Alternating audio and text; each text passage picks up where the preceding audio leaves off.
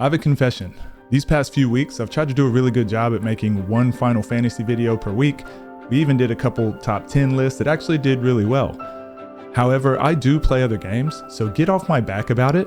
And I swear to God, if you tell my mom, I will not let you play with any of my toys at recess. Wow. That was a lot of repressed memories right there coming back up.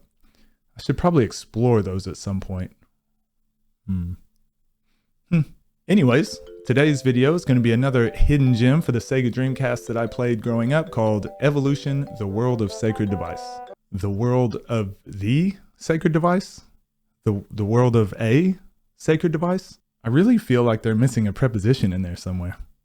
Released in both North America and Japan in 1999, Evolution is a dungeon crawling RPG that was released by Entertainment Software and also Ubisoft. The game was later repackaged and re-released along with its sequel into a game called Evolution Worlds back in 2002 for the GameCube. That's right, the original game came out in 1999 and the sequel came out a year later.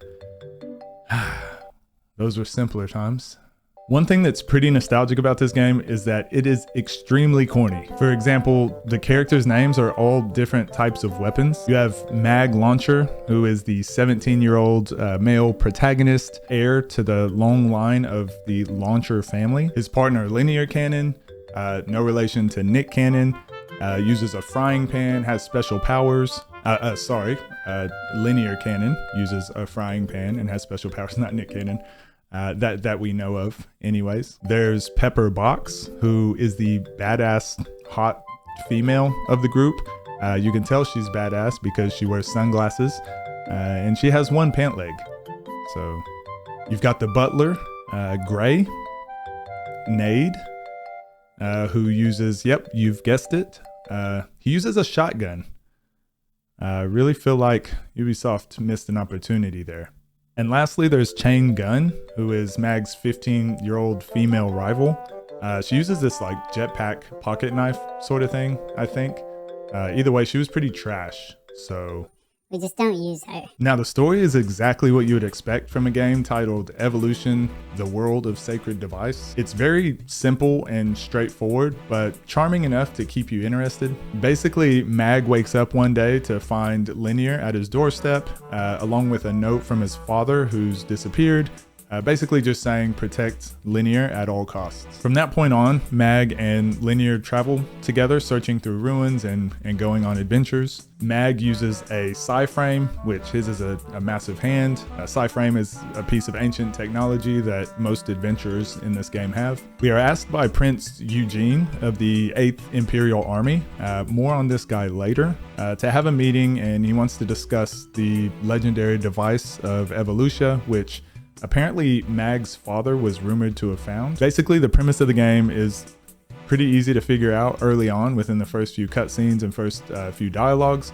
It's really just there to send you on this adventure and go dungeon crawling. To be honest, the charm of the game kind of comes from them not trying too hard and really delivering on just the fun parts of the game anyways. So back to this Eugene guy. I didn't really remember the dialogue too well whenever I played through this as a kid, but playing it recently, I actually realized how creepy this guy really is. He kind of reminds me of JP from Grandma's Boy, like the type of person that would stand way too close to you in public and like sniff the back of your neck or something. Ugh. But seriously, like look at some of this dialogue. Like we don't know how old this guy is, but we do know that Linear is 16 and he makes constant mention of having her to himself. And he then doubles down and acknowledges the age gap. Basically, age ain't nothing but a number. Ew.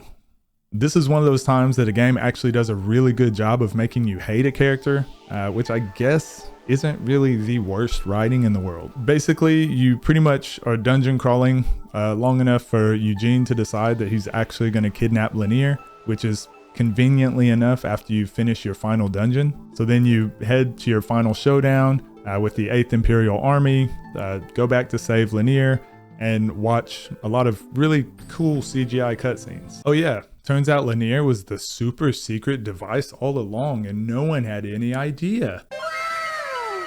The gameplay is as simple as it gets, but it's simple in all the right ways. It's a randomized dungeon crawler where you engage with enemies on the map, and the battles are in kind of a grid formation. You can use attacks, items, special commands, defense commands in a turn-based manner. The special attacks will be dictated by which frames you have equipped, and also depending on the skills you have unlocked with your technique points. For most of the game, the battles are pretty straightforward, but there are a couple times where you just hit a weird difficulty spike that can only really be fixed by like power leveling your characters. One example, I didn't really remember my original playthrough too much until playing through this recently. I got to a point at the end of the game where I kind of got soft locked because my level wasn't high enough to beat the final boss.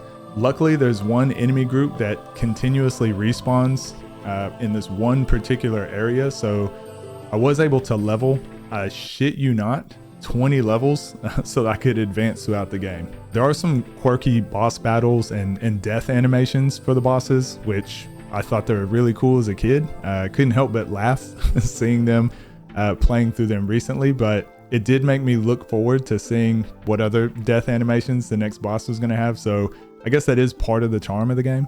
Another thing that I noticed was that the battle menus and statuses kept glitching out whenever I would enter into a dungeon sometimes. I did recently play this on an emulator, and I don't remember if this happened on the original hardware since it was so long ago. I did want to mention it just in case anyone else ran into this problem. Usually after 1 or 2 battles, it would go away and wouldn't happen again, but maybe one more time throughout the dungeon. But yeah, just wanted to mention that. Other than that, you can find treasures and appraisal items in the dungeons, and you can bring those back to the historical society and they will appraise those for you, or they will upgrade them into better items. At the society, you can also pay off your family debt, which is a huge plot point for some reason, and everyone just like basically keeps bringing it up. Like, everyone constantly talks about how great Mag's family was at adventuring and how bad that Mag is, when he's only 17 and he's been doing this since he was 14, and all of the debt that was accrued was from his family anyways, but they keep pinning it on Mag. Even Gray, the butler, alludes to this quite a few times, which I thought was kind of a dick move. Anyways, if you pay off all your debt, you do get a pretty cool item, but the dialogue barely changes for people around the town, around you actually clearing your debt, so was it really worth it? When you do finally pay off your debt, it should be around the same time that you finish the final dungeon. So after that, the credits will roll. It will allow you to save the game. When you load it back up, you will be awarded with more debt. That's capitalism, kiddo. So with your newfound debt, you can continue to play in higher level dungeons, higher scaled enemies as well. We can just turn the game off. The choice is yours. Now, you all know the soundtrack is probably my favorite part to talk about whenever we address RPGs. I will go into it here, even though there's not a ton to report. The dungeon music is really the only time that the soundtrack shines at all, which I guess is okay because that's where you spend the majority of your time. So I'm glad that this is where they put their focus. The rest of the music is super corny and basic and campy, but it does fit the mood of the game. Overall, it's not the worst soundtrack I've ever heard, but also nothing memorable to make you even remember what's being played once you've sat the game down for more than a couple days. I did want to mention there are a couple times when I was in a dungeon and it was just the normal music playing, and then all of the sudden it would just be loud music playing from a completely different area, and it just seemed to come out of nowhere, and it was kind of shocking when it would happen. I was really confused every time this happened. Usually once I got into a battle or went on to a next floor, it would fix it, but yeah, just wanted to bring that up as well. In conclusion, this game is a super fun, nostalgic Dreamcast RPG. As long as you're not looking for anything revolutionary or game-changing. I did have a great time going back and playing through this, and it was a great time sink for about 20 hours. Overall, I would have to give this game 6 very creepy Eugene watermelons out of 10. Better yet, give it 5 and tell Eugene to get the hell away from me.